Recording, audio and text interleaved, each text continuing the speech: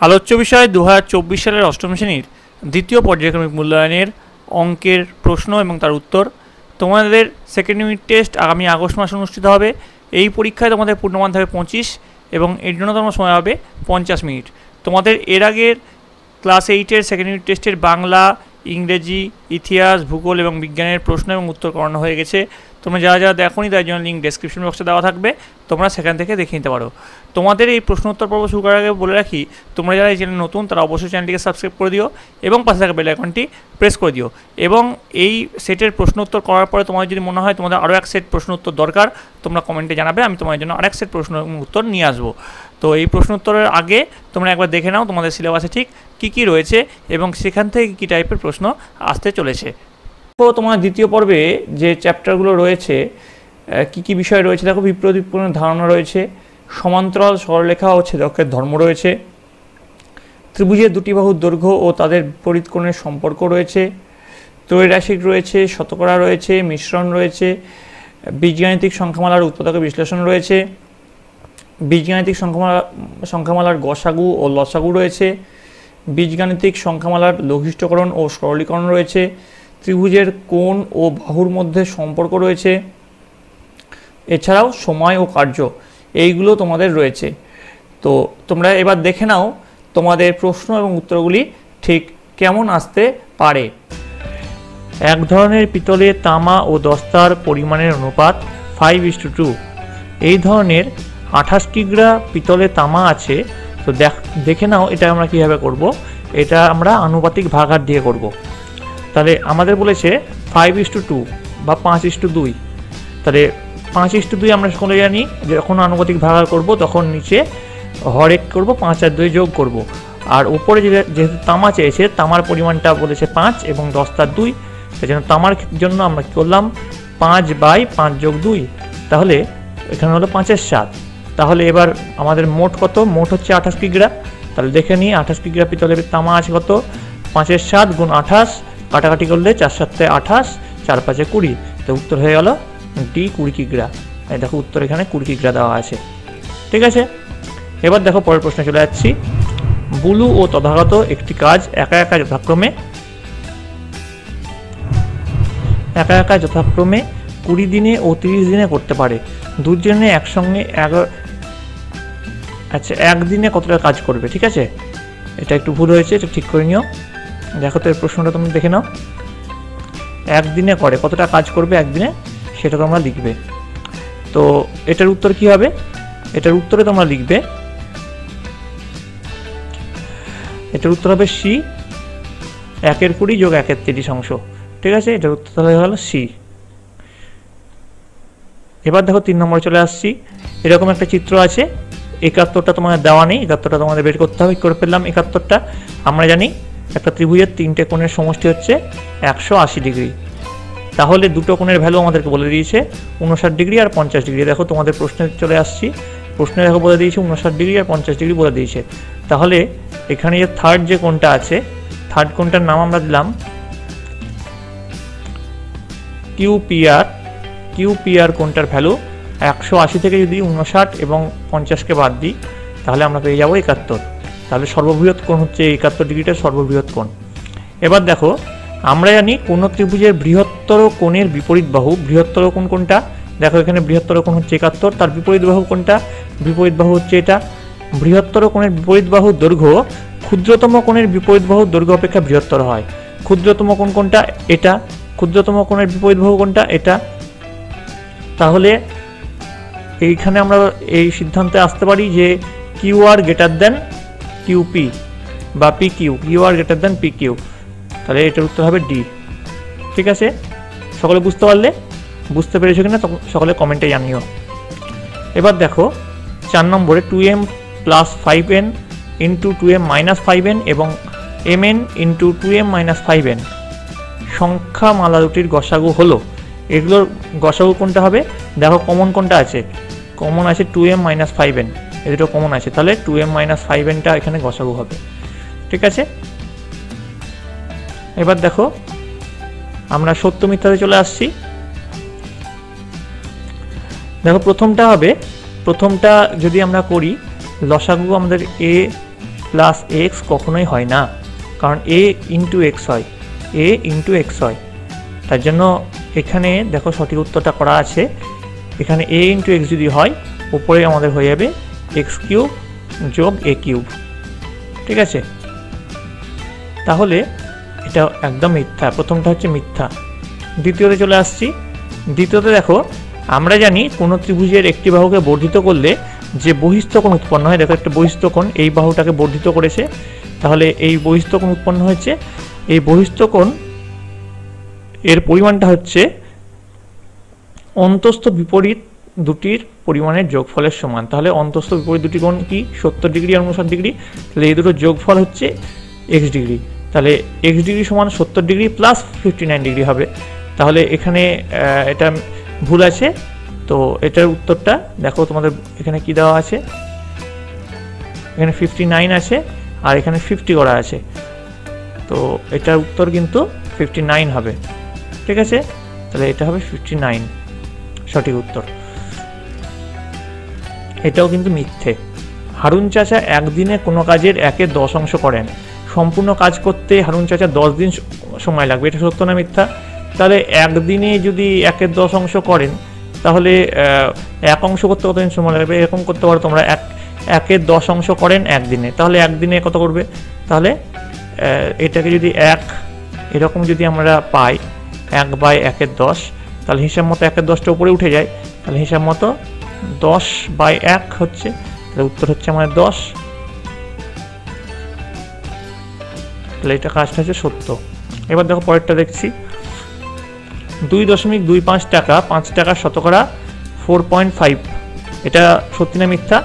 তো শতকরা মানে আমরা 100 দিয়ে গুণ করে দেবো, 5 টাকার নিচে থাকবে 5, 2.25/5 ইন্টু 100, তাহলে 5কে কাটাকাটি করলাম, তাহলে হয়ে গেল 20, 2.25 ইন্টু 20 করলে কত হয়? 45 হয়। তাহলে 5 টাকার শতকরা 45%, এটা হচ্ছে উত্তর হবে 45%, কিন্তু এখানে দেওয়া আছে মিথ্যা, যেটা দেওয়া আছে সেটা হবে মিথ্যা। ঠিক আছে, 4.5 হবে না, 45 হবে।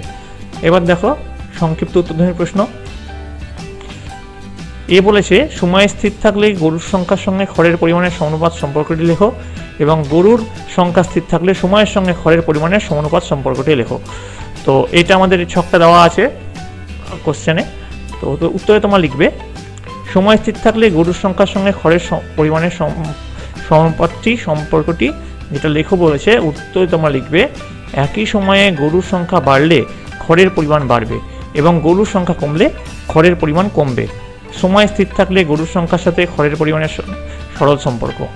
2 নম্বরে কি লিখবে, যেটা বি নম্বরে আছে সেখানে লিখবে গরুর সংখ্যা একই থাকলে সময় বাড়লে খড়ের পরিমাণ বাড়বে এবং সময় কমলে খড়ের পরিমাণ কমবে।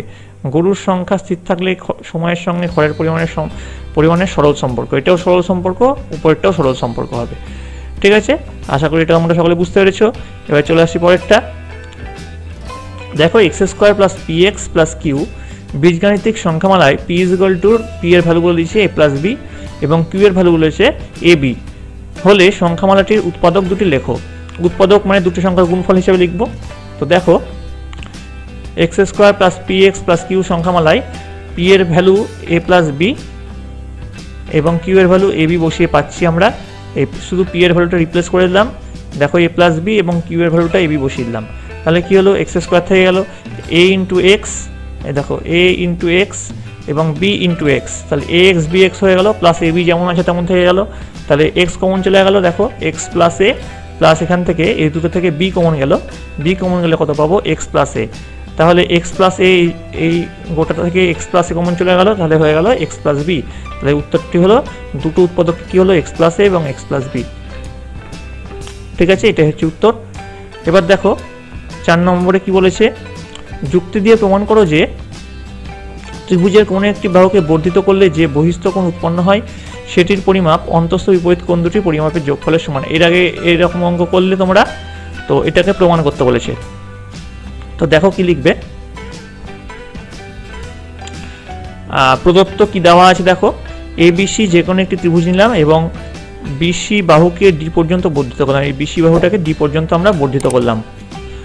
এর ফলে বহিস্থ কোণ ACD এ সি ডি, দেখো এ সি ডি এই বহিস্থ কোণটা উৎপন্ন হলো, গোটাটা বহিস্থ কোণ, এবং অন্তস্থ বিপরীত কোণ হচ্ছে এ বি সি এটা এবং বি এ সি এটা, এই কটা কোণ উৎপন্ন হলো। তাহলে প্রামাণ্য কি প্রমাণ করতে হবে? আমাকে প্রমাণ করতে হবে এই দেখো এ সি ডি এই যে কোণটা উৎপন্ন হয়েছে এই কোণটার মান হচ্ছে এ বি সি এই কোণটার যোগ বি এ সি এই কোণটা, এটা আমাকে প্রমাণ করতে হবে। ঠিক আছে, তো আমরা অঙ্কন করলাম। আমরা জাস্ট এই ত্রিভুজটা পেয়েছিলাম, এবার ত্রিভুজের বিসি বাহুটাকে সি বিন্দু দিয়ে এবি বাহুর সমান্তরাল সরলরেখা সিপি অঙ্কন করলাম। এবি বাহুর এই বাহুটার সমান্তরাল সরলরেখা সিপি একটা অঙ্কন করলাম। তাহলে দেখা গেল এবি আর সিপি তো সমান্তরাল এবং তার বিডি হচ্ছে ছেদক, এই বিডিটা হচ্ছে ছেদক, এই গোটা এই লাইনটা হচ্ছে ছেদক। তাহলে আমরা পেলাম কোণ পিসিডি এই কোণটা, আর অনুরূপ কোণ কোণটার কোণ এ বিসি এই দুটো কোণ হচ্ছে অনুরূপ কোণ, এই দুটো কোণ অনুরূপ কোণ। এবার আবার আমরা পেলাম, অন্য কালারে আমি দেখাচ্ছি সুবিধা হবে তোমাদের। দেখো এবার কোণ পিসিডি এটা তো পেলাম। এবার দেখো আবার এবি সমান্তরাল সিপি এটা তো দেখলাম, এবং এসি ছেদক। এবার যদি এইটাকে ছেদক হিসেবে ধরি, একটা বিডি ছেদক ধরেছিলাম, এবার এসি ছেদক ধরলাম, এটাকে ছেদক হিসেবে ধরলে কোণ এসিপি এই দেখো এই কোণটা অনুরূপ কোণটা একান্তর কোণটা কোণ বিএসি এ দেখো এইটা আর এটা এই দুটো একান্তর কোণ, কারণ এটা হচ্ছে ছেদক আর এই দুটো সমান্তরাল বাহু। তাহলে এটা কোণ বিএসি এবং এসিপি এটা হচ্ছে একান্তর কোণ।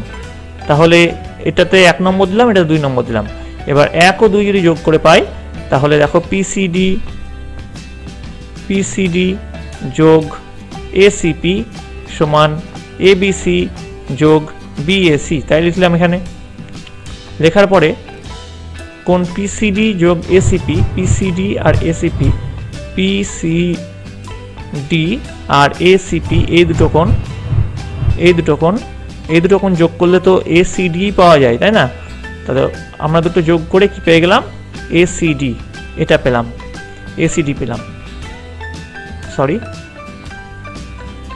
পেয়েছি। এবং এই দুটো যেমন ছিল তেমন রেখে দিলাম। তাহলে আমরা সিদ্ধান্তে চলে এলাম যে কোণ এবিসি যোগ কোণ বিএসি সমান কোণ এসিডি। ত্রিভুজ এবিসি এর বিসি বাহুকে ডি পর্যন্ত বর্ধিত করায় যে বহিস্থ কোণ এসিডি উৎপন্ন হয়েছে তার পরিমাপ অন্তস্থ বিপরীত কোণগুলির অর্থাৎ এবিসি এবং বিএসির পরিমাপের সমষ্টির সমান।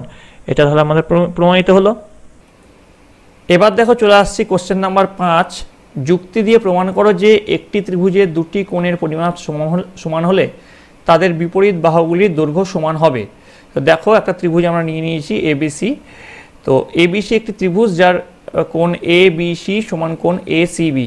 এবার প্রমাণ করতে হবে যে সমান কোণদ্বয়ের বিপরীত বাহুগুলির দৈর্ঘ্য সমান হবে। এবার দেখো প্রদত্ত কী দিয়ে দিয়েছে, ত্রিভুজ এবিসি এর কোণ এবিসি অর্থাৎ কোণ এবিসি এই কোণটা তোমাদের ভালো করে একটু দেখাই। দেখো দেখতে পাচ্ছ এই যে এই কোণটা দেখতে পাচ্ছ, কোণ এবিসি সমান কোণ এসিবি, কোণ এসিবি এই কোণটা। কোণ এবিসি এর বিপরীত বাহু এসি, কোণ এবিসি এর বিপরীত বাহু হচ্ছে এসি অর্থাৎ এই বাহুটা দেখো, এবং এসিবি এর বিপরীত বাহু হচ্ছে এবি এই বাহুটা। প্রমাণ করতে হবে এবি সমান এসি অর্থাৎ এই যে এবি এই বাহুটা সমান এই বাহুটা প্রমাণ করতে হবে। কী করে করবো? অঙ্কন কোণ বিএসি এর সমদ্বিখণ্ডক এডি অঙ্কন করলাম যা বিসিকে ডি বিন্দুতে ছেদ করলো। তো বিসিকে ডি বিন্দুতে ছেদ করলো সমদ্বিখণ্ডক অঙ্কন করার ফলে। প্রমাণ, ত্রিভুজ এবিডি ও ত্রিভুজ এসিডি এর কোণ বিএডি ইজ ইকুয়াল টু কোণ সিএডি, যেহেতু কোণ বিএসি এর সমদ্বিখণ্ডক হলো এডি। আবার কোণ এবিসি সমান কোণ এসিবি, এটা প্রশ্নে বলাই আছে। আর এডি হচ্ছে সাধারণ বাহু, এডিটা হচ্ছে সাধারণ বাহু। তো এইভাবে আমরা বুঝতে পারি ত্রিভুজ এ বি সি ডি আর কোণ এ সি ডি এটা সর্বসম, তাহলে এটা হচ্ছে এএএস অর্থাৎ অ্যাঙ্গেল সাইডের শর্ত অনুযায়ী এটা সর্বসম হবে। এবার তার জন্য এ বি সমান এসি হবে, এটা প্রমাণিত। তো এই গেল তোমাদের অষ্টম শ্রেণীর দ্বিতীয় পর্যায়ক্রমিক মূল্যায়নের অঙ্কের প্রশ্ন এবং তার উত্তর। তোমাদের যদি আরও এক সেট অঙ্কের প্রশ্ন উত্তর দরকার হয় তোমরা অবশ্যই কমেন্টে জানিও, তোমাদের জন্য আরও এক সেট প্রশ্ন এবং উত্তর নিয়ে আসবো। তোমাদের শুধু মাত্র স্বাস্থ্য শিক্ষার প্রশ্ন উত্তর বাকি থেকে গেল, সেটাও খুব তাড়াতাড়ি নিয়ে আসা হবে এবং সবশেষে অল সাবজেক্টের একটা প্রশ্নোত্তরের ভিডিও নিয়ে আসা হবে। তো তোমাদের হুবহু যে এইটাই কমন আসবে তাই নয়, তোমাদের এই টাইপের আসতে পারে। তোমরা তোমাদের বইটা খুঁটিয়ে পড়ো, আর সর্বোপরি তোমরা তোমাদের অঙ্কগুলো মুখস্থ করবে না, তোমরা জাস্ট বুঝে অঙ্কগুলো যদি করো তোমরা এক ধরনের অঙ্ক থেকে অনেক কটা অঙ্ক সলভ করতে পারবে। তো ভিডিওটা ভালো লাগলে অবশ্যই লাইক করবে, বন্ধুদের কাছে অনেক শেয়ার করবে। সামনে পরীক্ষা আসতে বেশি সময় নেই, তোমরা সকলে ভালো থাকবে, তোমরা সকলে সুস্থ থাকবে।